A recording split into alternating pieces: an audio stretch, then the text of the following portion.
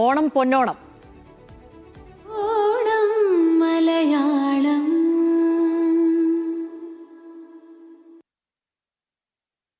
മലയാളി വീണ്ടും ഒരു ഓണം മൂഡിലേക്ക് കടന്നിരിക്കുകയാണ്. ചിങ്ങം പിറന്നതോടെ വിപണിയും സജീവമായിട്ടുണ്ട്. പച്ചക്കറിക്കുൾപ്പെടെ വിലക്കയറ്റത്തിൽ ജനങ്ങൾ വലയുകയാണ്. കഴിഞ്ഞ വർഷത്തെ അപേക്ഷിച്ച് മാർക്കറ്റുകളിൽ തിരക്ക് കുറവാണെന്നാണ് കച്ചവടക്കാരും പറയുന്നത്. കാണം വിറ്റും ഓണം ഉണ്ണുന്ന മലയാളികളുടെ വിപണി വിശേഷങ്ങളിലേക്കാണ് നമ്മൾ ആദ്യം പോകുന്നത്. തിരുവനന്തപുരം ചാല മാർക്കറ്റിൽ നിന്ന് സനിസ ശോഭാചന്ദ്രൻ, എറണാകുളം ബ്രോഡ്വേയിൽ നിന്ന് അബ്ദുൾ റഹീമുണ്ട്, കോഴിക്കോട് മിഠായി തെരുവിൽ നിന്ന് ആകാശ് തടത്തിലുമുണ്ട്. ആദ്യം നമുക്ക് തിരുവനന്തപുരത്തേക്ക് പോകാം. സനിസ കാണുന്നുണ്ടോന്ന് അറിയില്ല. ഞാനൊരു തിരുവനന്തപുരത്തെ പാളയം മാർക്കറ്റിന്റെ ഒരു പശ്ചാത്തലത്തിലാണ് ഏറെക്കുറെ നിൽക്കുന്നത്.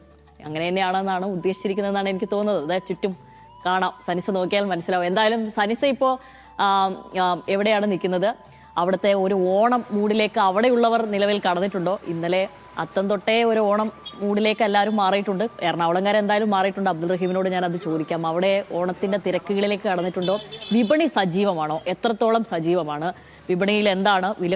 കൂടുതലാണോ കുറവാണോ? കാണം വിറ്റ് തന്നെ ഓണം ഉണ്ണേണ്ട അവസ്ഥയായിരിക്കുമോ ഇത്തവണ?